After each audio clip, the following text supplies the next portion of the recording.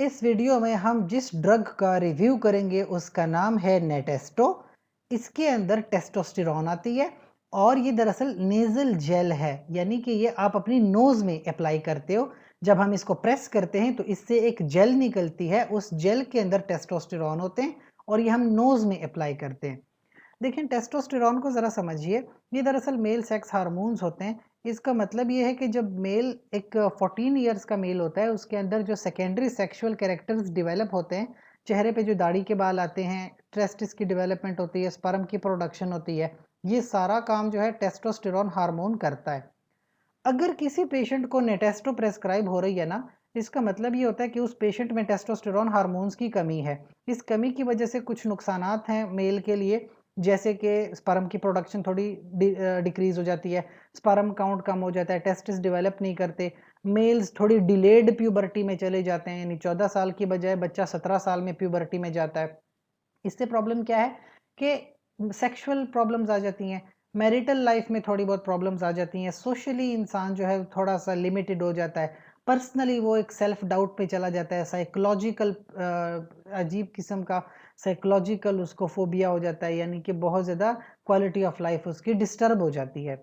लिहाजा ऐसे पेशेंट्स को फिर नेटेस्टो प्रेस्क्राइब होती है। जब वो नोज़ में ये अप्लाई करते हैं तो टेस्टोस्टेरोन जो है वो जेल के ज़रिए उनकी बॉडी को मिलता है।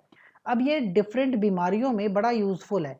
सबसे पहली और सादा बात तो ये है कि जिन लोगों का टेस्टोस्टेरोन की डेफिशिएंसी है, यानी जिनमें टेस्टोस्टेरोन की कमी है, तो उनके लिए बड़ा फ़ायदा है। ठीक है, ये उनका एक हार्मोन लेवल बढ़ा देता है, जिसकी वजह से उनके मुख्तलिफ तरह के मसले मसाइल ठीक हो सकते हैं। एक मसला होता है जिसको हाइपोगोनेडिज्म कहते हैं।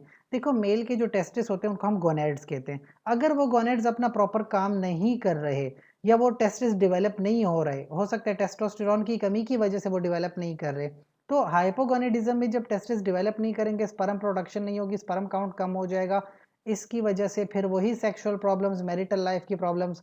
तो हाइपोगोनेडिज्म में नेटेस्टो बड़ी यूजफुल साबित होती है।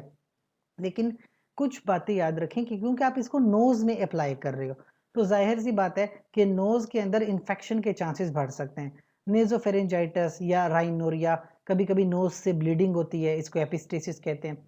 जाहिर सी बात है नोज़ में जेल अप्लाई करें तो नेज़ल डिस्कम्फर्ट, नाक में दर्द वगैरह हो सकता है। अगर हाइजीन का ख्याल नहीं रखेंगे तो अपर रेस्पिरेटरी ट्रैक इन्फेक्शंस भी हो सकते हैं, नोज़ बड़ी ड्राई हो जाती है, कंजेस्ट हो जाती है, नाक बंद हो जाती है, ब्लड प्रेशर इंक्रीज हो सकता है, खांसी आ सकती है, साइनोसाइटिस के चांसेस बढ़ जाते हैं। लेकिन कुछ वार्निंग साइंस याद रखें। देखो जिन मर्दों को कैंसर हो, प्रोस्टेट कैंसर हो या ब्रेस्ट कैंसर हो मर्दों में, तो वो इस ड्रग का बिल्कुल इस्तेमाल ना करें। खवातीन जो प्रेग्नेंट हैं कभी भी इस ड्रग का इस्तेमाल ना करें।